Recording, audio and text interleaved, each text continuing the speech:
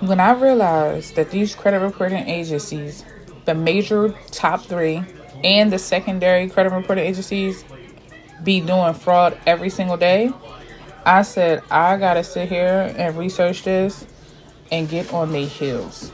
Like, I'm not playing. Because these reporting agencies get paid to house our information. They get paid to report this negative information. And I don't know if they get paid more money to have negative or not. However, I know they're not doing their due diligence when you're disputing information. Because even when you dispute it, they'll sit there and say it's verified. And they'll change something that's just as far as the date. And everything else could still be just wrong.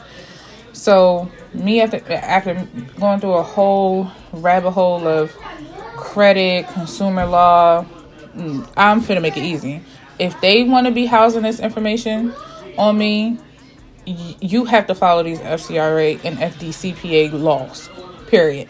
Because one, they know that they have to follow them because most of the time on their websites or in the disclosures that they give us, they are putting, we follow FCRA rules. And the whole time they don't because this information be wrong. But what I realize is these reporting agencies are data pulling. So they're pulling a bunch of information at once and just basically plopping it on there without verifying if this information is correct or not. And that's how they be slipping up and making mistakes. So if you're going to be on my heels about a slip up I had some years ago, I'm finna be on y'all heels and get some legal remedy for it. Because it's a right of mine. So I'm making it easy. I'm using ChatGPT. I've done all the research.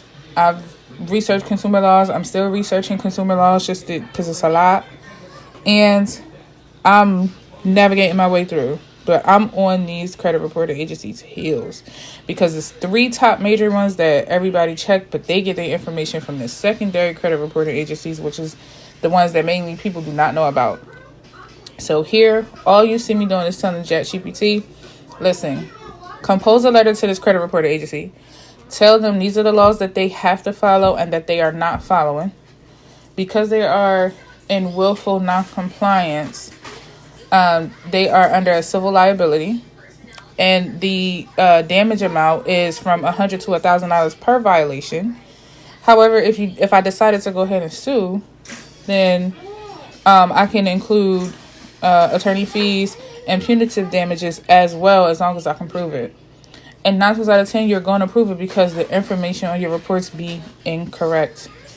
So, you see me typing all this here. I'm telling ChatGPT what to put in the letter.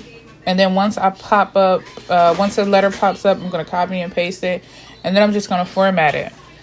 So, there's a couple secondary credit reporting agencies. However, when I did my research and got my reports back, I only had 2 that was reporting this eviction that I had. It was one from back in like 2018. LexisNexis is holding that. And then, or reporting that, not holding it. And then this one, CIC, Contemporary Information Court, they were holding another one. And that's the one that you see in my previous video. I got that removed. So, let me tell you how slick they are. I literally reported it or disputed it from like a template that someone I found on like TikTok or whatever. And that did not work. They came back and was like, yeah, we verified it. And they just gave me the county clerk's name from the county, and it was like, yeah, she verified it. And I'm like, okay, I could have gave up then, but I'm like, no, how's she gonna verify some information? Like, how would you even know that I live there when I disputed all my addresses that I'm not at because everything has to be updated and correct? And I don't live there no more, so how you gonna say the address is mine? I'm not there. So the only way that they was able to get that information is because that address was reporting on a secondary reporting agency, and they never removed it. So because they can verify that address with the address that in my name, the address in the name is the same that's reporting already on like LexisNexis with that eviction, that public eviction. That's how they're able to verify that it's me. However, under consumer law, your sensitive information like your address, your social, and any identifiers, so case numbers, things of that nature, should not just be out here being shared. But with technology, this information is shared every day. Data is pulled, data is hacked, and it's just given away behind the scenes, really. So it's up to us to keep our stuff in track and make sure that they're not just putting frivolous information out there.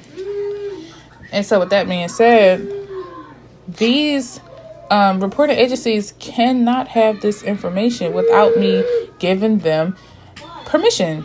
They have to have a permissible purpose.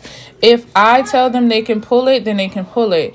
If I give let's say I go to file or try to get an apartment or a house, and then they are the ones that's checking them directly, then that's a permissible purpose or written authorization.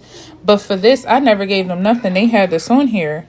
Now, do they go and check right then and there? No, they already have the information sitting there. So then when you go try to get an apartment, then it's already going to be flagged that you have an eviction. So that's how you get them. Because why is my information already on there? It shouldn't be. And the law, consumer law, 15 U.S.C. 1681B, says that a consumer reporting agency can only access a consumer's information under a permissible purpose. And that's what this letter is about. This letter is basically telling them, I didn't give you authorization. You didn't have permissible purpose. So why is this information housed with y'all? And because of that, this is considered fraud, because you took my name and you took a previous address and you went and you found it by data pulling from public platforms. And that's something that they know they can't do. But this is how they get in people to even know that these evictions are connected to your file. So that's how I'm getting them. Here, this is the letter that I just put up.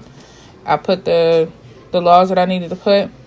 I filed a CFPB complaint and the FTC report only with them because I already asked them to verify and they said it came back verified. So now you're doing fraud because you can't verify if that information is mine and I didn't give you a reason to pull that, then that's fraud. You pulled it on your own without my consent.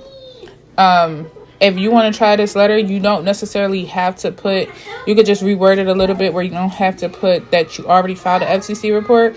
You could just go ahead and say, I will file one, to let them know you're not playing. Like, we coming after these companies because they coming for us. So if you're going to put some information on me, it need to be right. And if it's not, and you can't verify it under consumer law, what's that consumer law?